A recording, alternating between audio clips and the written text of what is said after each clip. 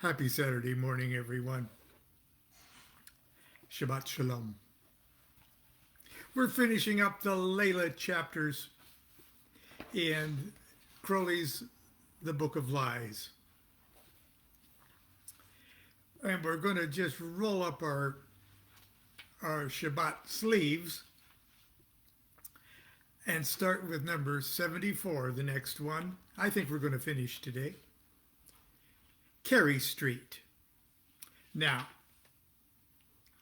remember it's 74. 74 is a big number in Hebrew, okay, or in Kabbalah. But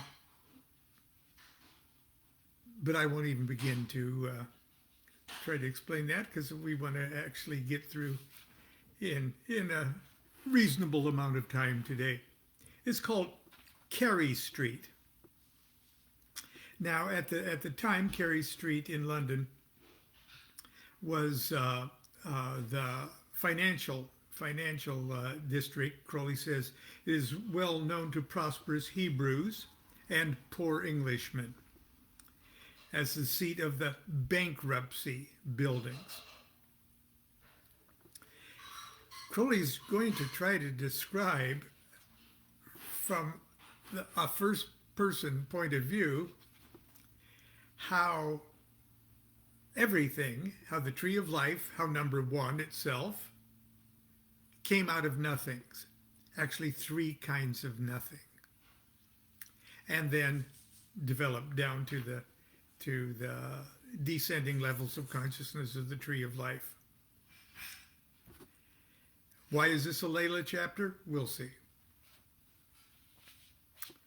When nothing became conscious, it made a bad bargain. The consciousness acquired individuality, a worse bargain. The hermit asked for love, worst bargain of all. And now he has let his girl go to America to have success in life. Blank loss. There is no end to this immortal ache that haunts me sleeping or awake. That was a question. Is there no end to this immortal ache that haunts me sleeping or awake? If I had LAYLAH, how I could forget time, age, and death. Unsufferable fret. Were I an hermit, how could I support the pain of consciousness, the curse of thought? Even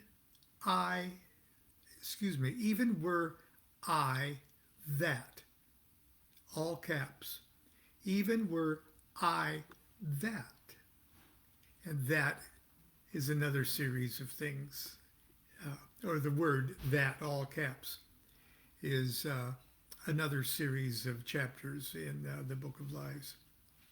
Even were I that, there still were only one score spot, the abyss that stretches between that and not. Still, the first step is not so far away. The Mauritania sails on Saturday. That's the ship that's going to take Crowley to LAYLAH. Okay, the commentary was Carey Street. We already knew that. Paragraphs 1 through 4 are in prose, the downward course. So that's when nothing became conscious, it became a bad bargain. It made a bad bargain. The consciousness acquired individuality, a worst bargain. The hermit asked for love, worst bargain of all. And now he's let his girl go to America to have success in life, blank loss. So that's a downward course, and the rest of the chapter is in poetry, and it's the upward course. First part shows the fall from naught in 4 steps.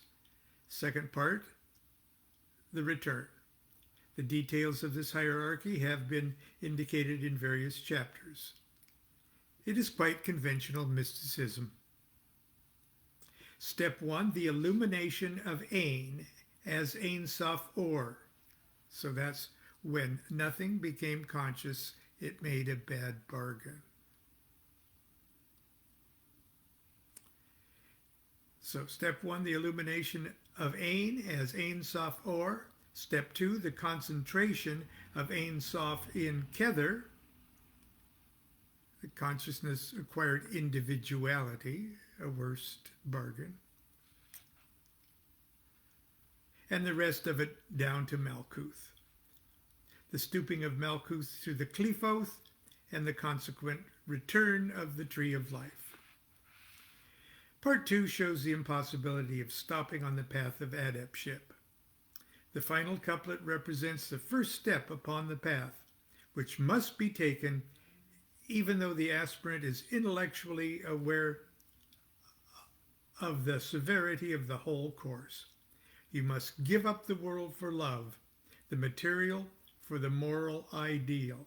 Before that, in its turn, is surrendered to the spiritual, and so on. This is a LAYLAH chapter, but in it, LAYLAH figures as the mere woman. Yeah. Okay. The next one is 75, the very next page.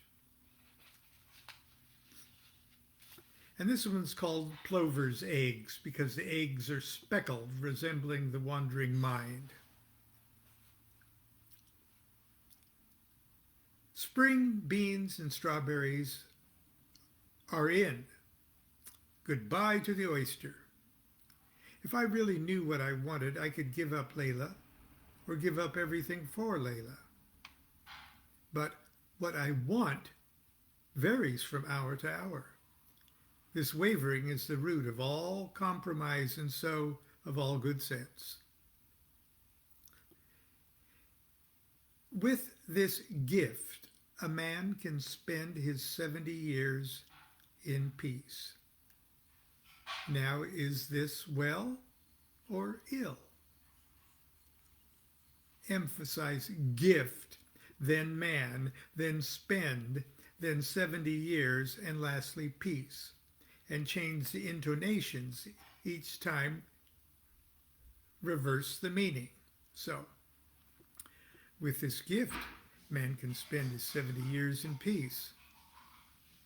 With this gift, a man can spend his 70 years in peace.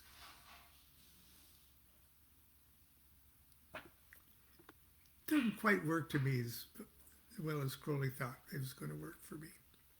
I would show you how, but for the moment, I prefer to think of LAYLAH. Paragraph 1 means that a change of diet is pleasant. Vanity pleases the mind. The idée fixée is a sign of insanity.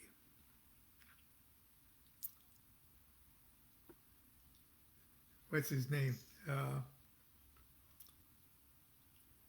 Umberto Eco said for the insane, for the like the sort of like the, for the conspiracy theorist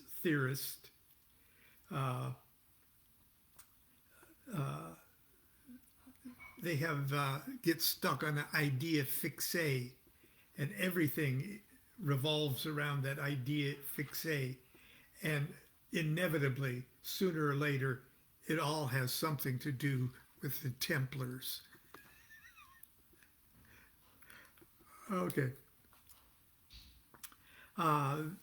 Okay, I'm going to go on because the next one is 77, which is truly the LAYLAH chapter.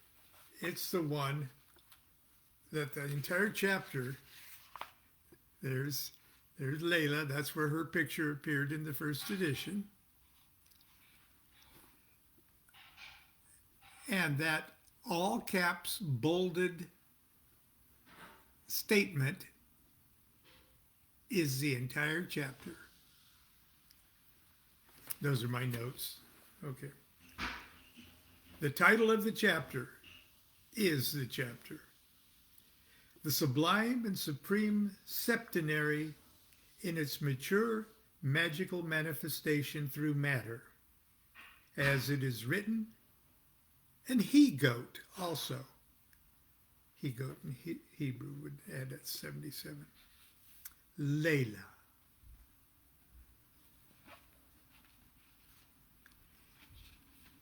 Next one is 87. Only two more.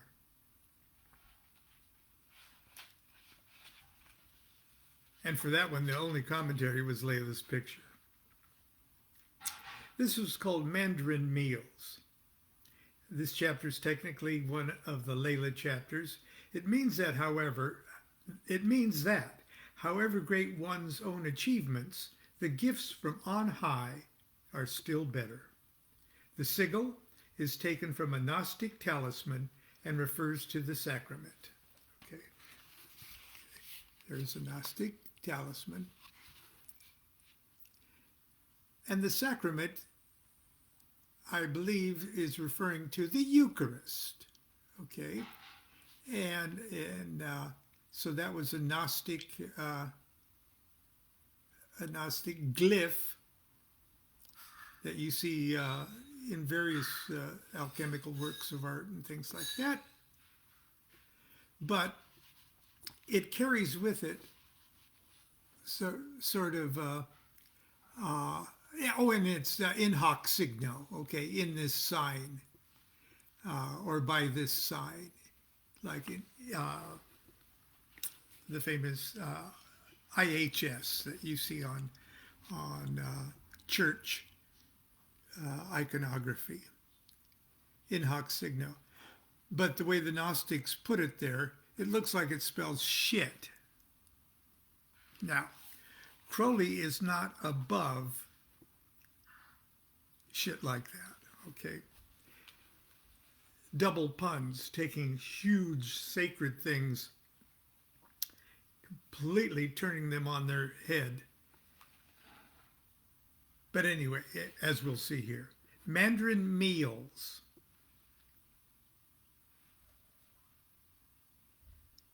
There's a dish of shark's fins and of sea slug, well set in birds' nests.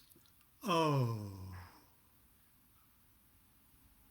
Also, there's a souffle, most exquisite, of chow chow. These did I devise, but I've never tasted anything to match the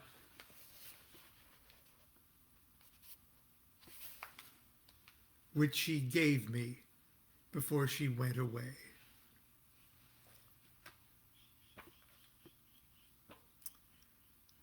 March 22nd, 1912 EV. That's the chapter. Now you may think Crowley's just being incredibly nasty and, and fecal. Or you could say he hopes a whole bunch of people think that. As a matter of fact, I'm sure it would amuse him that a whole bunch of people think that 100 years from then. But also, it's a Gnostic glyph for the sacrament. Okay, and the sacrament of the union between Crowley and his magical beloved, taken Eucharistically, is the sacrament, and probably is not referring to shit. Okay, I got to tell you this story. This is a real digression. Many years ago, well, 10, 15 years ago, I was out of town and attending a Gnostic Mass at an OTO lodge in the city. And before Mass, there was sort of a waiting area, very nice couches and books and things. So it was very pleasant. And people came in and gathered, and then we all went in at the same time. Uh, but two new people showed up, two young men, and they were warmly welcomed by the lodge master and the people who are there to welcome people. And they were made comfortable and introduced and everything else. And eventually they got introduced to me. And one guy seemed absolutely just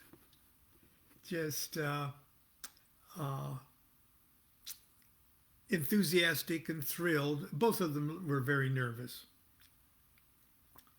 But anyway, we chatted for a while, and when it came time to walk in, I walked in next to one of the guys, and so I was sat down right beside each other, and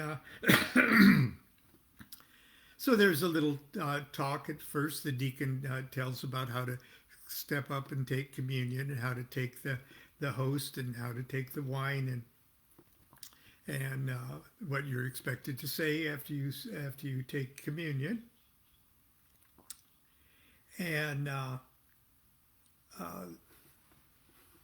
then there's a pause, maybe 3 or 4 minutes before mass actually starts. And the guy leans over and he asks me, "Do I have to take communion?" And I said, "Oh yeah, it's fine. It's fine. Uh, Otherwise, you leave now if you don't want to take communion, or if you're uncomfortable. Don't worry about it."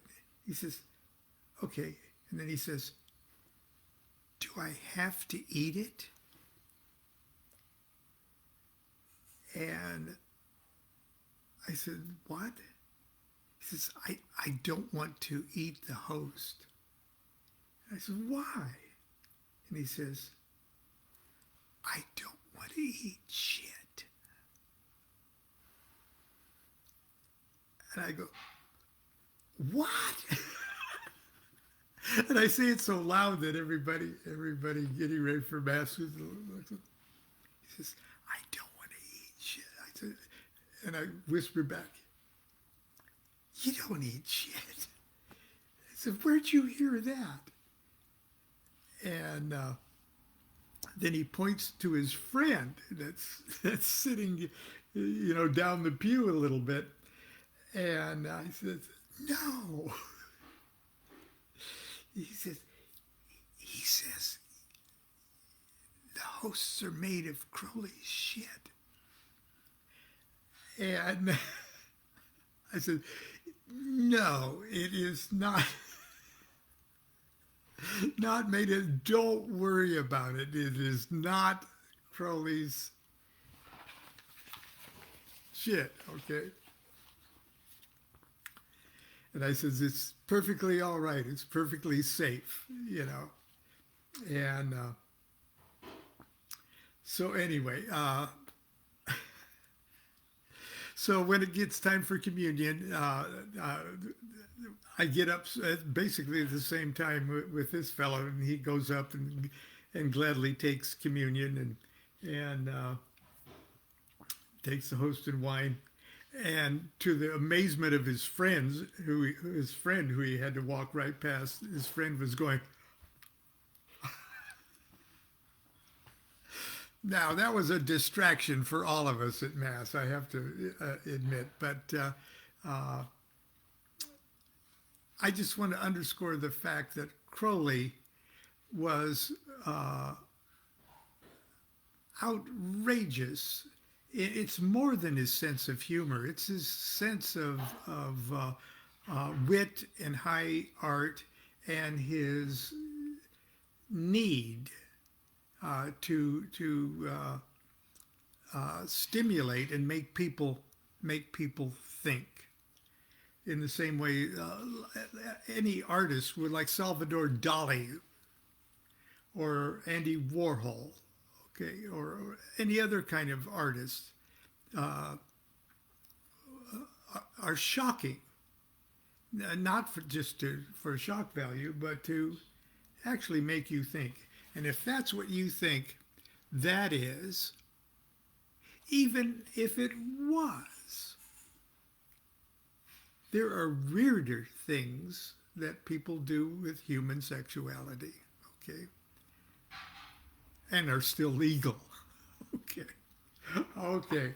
Finally, the last one. After that was a digression. I may have to erase this one here. So listen to it while you can. I'll probably get in big trouble for this. Number 90 is the last one.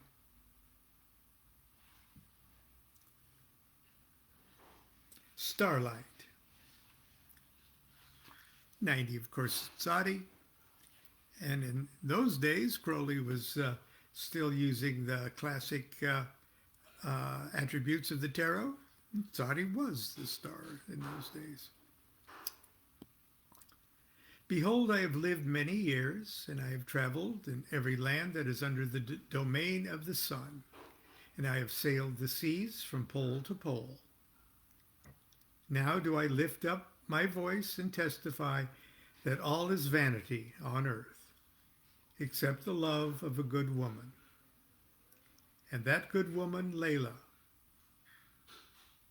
And I testify that in heaven all is vanity, for I have journeyed oft and sojourned oft in every heaven, except the love of Our Lady Babylon. And I testify that beyond heaven and earth is the love of Our Lady Nuit.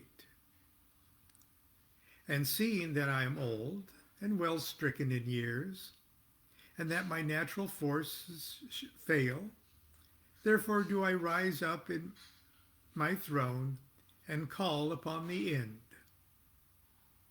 For I am youth eternal and force infinite. And at the end is she that was LAYLAH and Babylon and Nuit, being ...